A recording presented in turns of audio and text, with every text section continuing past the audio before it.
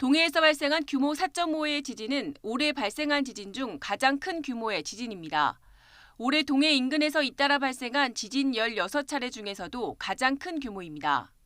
이번 지진으로 강원도와 경북에서는 진도 3, 충북과 경기에서는 진도 1에서 2 정도의 진동이 감지됐습니다. 정지된 차가 흔들리거나 건물 위층에 있는 사람들이 진동을 느낄 정도의 흔들림입니다. 이로 인해 지진 위기 경보도 관심에서 주의로 상향됐습니다. 특히 이번 지진이 발생한 진앙 주변은 최근 지진이 연속적으로 발생한 곳으로 진앙 주변 5km 이내 지역에서 지난 4월 이후 규모 2 이상의 지진이 무려 13차례나 발생했습니다. 특히 지난 4월 25일 규모 3.5 지진 이후 지난 일요일 오전에도 규모 3.1의 지진이 발생했습니다. 4.5의 본진 전 수차례의 전진이 발생한 셈입니다. 또 이번 지진이 발생한 진앙과 가까운 해역에서는 과거 1996년 규모 4.2의 지진을 비롯해 2019년에도 규모 4.3의 지진이 발생한 바 있습니다.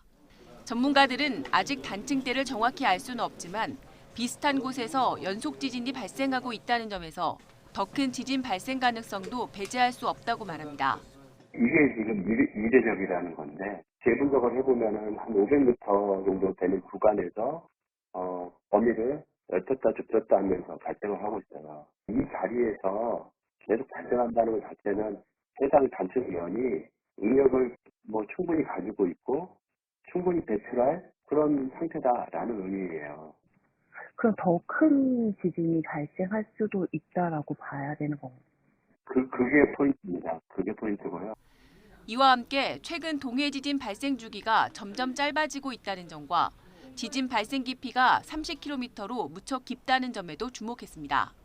특히 주목하셔야 될 부분들은 지진의 발생하는 그 주기가 점점 좀 짧아지고 있다는 거예요. 그다음에 특히 우리나라 지진들은 대부분 그 지진이 발생하는 진원이라고 하죠. 그죠? 진원의 깊이가 10에서 15km 정도에 해당되는 게 일반적인데 이번에는 32km 지점에서 좀 깊은 곳에서 굉장히 깊죠.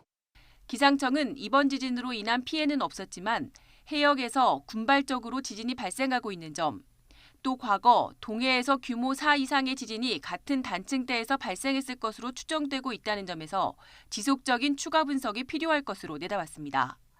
전문가들은 규모 5 이상의 강한 지진이 발생할 가능성은 언제든 남아있다며 지속적인 감시와 대비가 중요하다고 조언했습니다. YTN 정혜윤입니다.